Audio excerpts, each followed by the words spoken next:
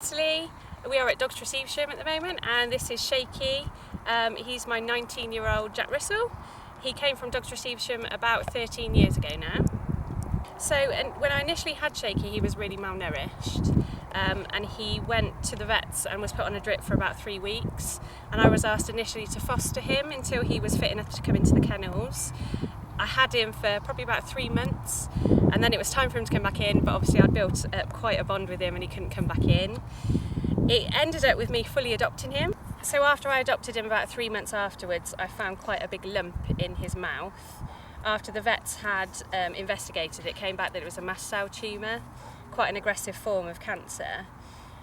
They tried to take out the whole of the cancer and some good flesh, some healthy flesh, but actually when they tested it, it came back that it was all cancerous.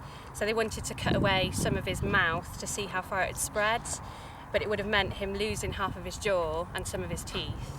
And because the only thing that actually made him come round to me was toys, I took the decision not to have that done, and if he lived a shorter and happier life, rather than being messed about with and being more unhappy, I would have preferred that.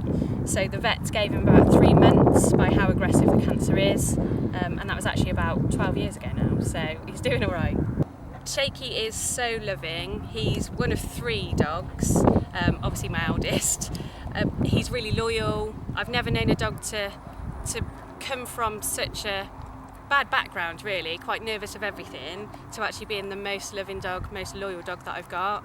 He's very protective. I can literally walk around with him off the lead. He's quite well behaved most of the time, although as you get older, Shakey, you are becoming more food orientated, as you can see. So yeah, he's just the best dog. So Shakey came from Dogs Trust Evesham, where I was at the time a canine carer. He came from quite a bad background, and it just goes to show that dogs that come from that background actually can become very loving, loyal companions and members of the family. And I would certainly encourage anyone that is looking for a pet to look at their nearest rescue. Obviously there's Dogs Trust all around the UK, but any rescue, you'll certainly help